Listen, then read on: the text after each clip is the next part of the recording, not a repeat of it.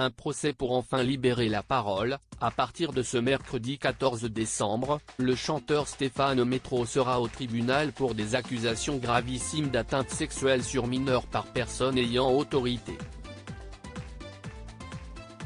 Ce procès n'est pas le premier pour lui puisqu'il a déjà été jugé et condamné par le passé. En 1996, à 20 ans, il avait été condamné à 18 mois de prison avec sursis pour atteinte sexuelle avec violence, contrainte, menace, surprise sur deux mineurs de 11 ans devant le tribunal de grande instance de Privas, en Ardèche. Extrêmement reconnu dans le monde du spectacle, l'homme de 46 ans a enchaîné les rôles ces 20 dernières années, Dracula, Roméo et Juliette, Roi Arthur, etc. Et les emplois dans des écoles de comédie musicale et de chant. Des emplois et des lieux où il aurait trouvé ses nombreuses victimes selon une longue enquête sortie dans le journal Libération ce mardi.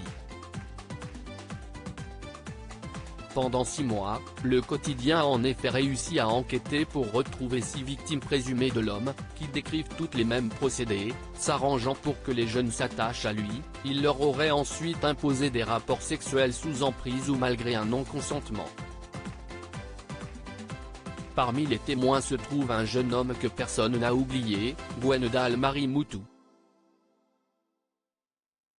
Alors qu'il vient d'entrer dans l'adolescence, à la fin des années 2000, le jeune homme fait ses débuts sur scène en interprétant Simba dans la comédie musicale Le Roi Lion.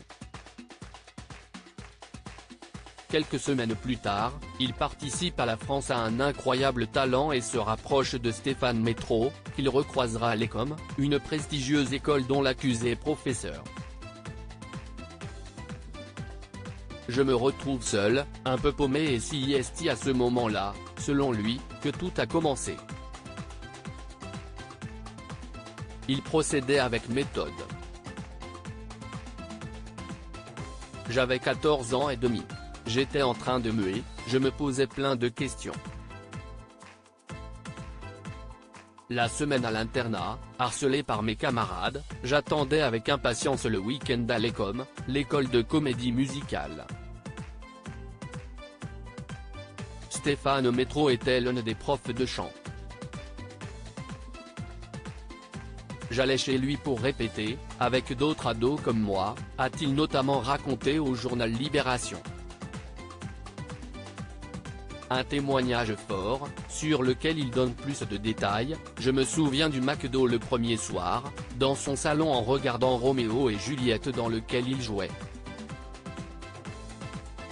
Il éteint les lumières et ça commence. Machinal, rapide. Il sort de la pièce pour se rhabiller. Et je me retrouve seul, un peu paumé. À chaque fois, ça s'est passé comme ça. Ça s'est reproduit plusieurs fois pendant 8 ou 9 mois, avant que je n'arrive à dire non. Aujourd'hui, Gwendal a 27 ans et comme de nombreuses autres victimes potentielles, n'a réalisé la portée des gestes de son agresseur qu'il nie à quelque temps, devant les questions de la police. Et refuse désormais de se taire. Peu à peu, j'ai réalisé la manipulation, son côté prédateur, l'emprise. Toute cette culpabilité que je portais depuis des années.